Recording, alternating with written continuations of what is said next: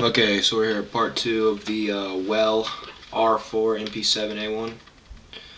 Like I told you before, it's the 100% clone of the Tokyo Marui. But quality-wise, the externals may not be as good.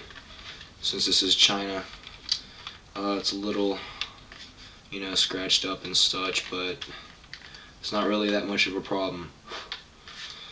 But as far as shooting goes and all that, they're identically the same. I've seen videos on the Tokyo Marui and shot this, and they compared about the same thing. Now, FPS varies to what gram you use. Of course, 20s are the best to use. When you put those through, you're about getting a 250 average FPS, which isn't very high. But then again, this is a CQB weapon, or close quarters combat weapon, for someone that is in the range of about 50 feet or so. That is about the major effective distance of this rifle, of this small gun. Now, I know how you people say that .12 grams are crap. That is true, but there are such things as high polished .12s with no seams by SEMA. I don't really want to say that I recommend those, but for something of this power, it wouldn't be a bad idea to use. I'm not saying that you should, depending on what, but if you use a .12, it'll increase accuracy by tons, by at least 90 FPS or so with a .12. This thing isn't all that accurate because of how small it is. I mean, that is puny, and you're not packing much power with a .20. So a .12 from SEMA wouldn't be a bad idea. I mean, crappy ones from like Walmart, don't use those.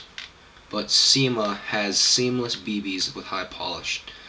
Now, it's a pretty simple affair of that. I mean, it's your personal decision. Like I said, this is only a $90 gun. You're really not going to mess too much up with it. It wouldn't hurt that much. Just don't put your .12s, even with the SEMA ones, inside of a bigger AEG. But something like this, I don't think there's anything wrong with it. We'll see though. I haven't used any SEMAs yet. Now, on more with the gun. As I told you, the stock, when you push this button, releases. And you can pull it out. There's some play, but not much. When you shoulder it, there's no play at all. People say that when you bang this around, it folds in by itself, but I have not seen that yet. So it's actually pretty nice and sturdy. The battery compartment is housed on the inside of the gun itself right here. You push this button and it exposes the battery compartment.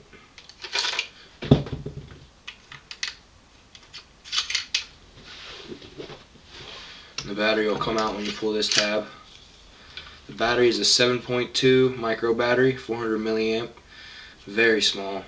It won't last you very long. I suggest you get more of these. As you can see, it shows the arrow here is the way it goes in this way inside the gun.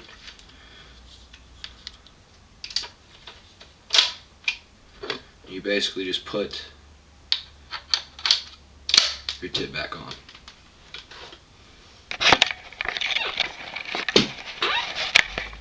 Like I said, the battery is found on the inside of the gun right here.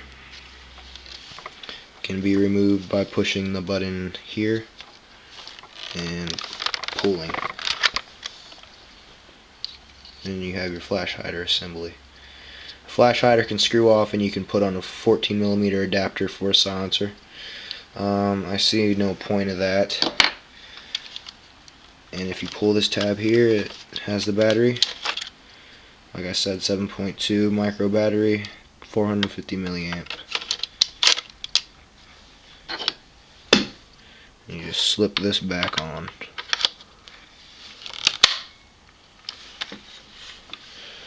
Has a pretty nice quality to the gun itself. Very nice. The gun itself is has a pretty good size.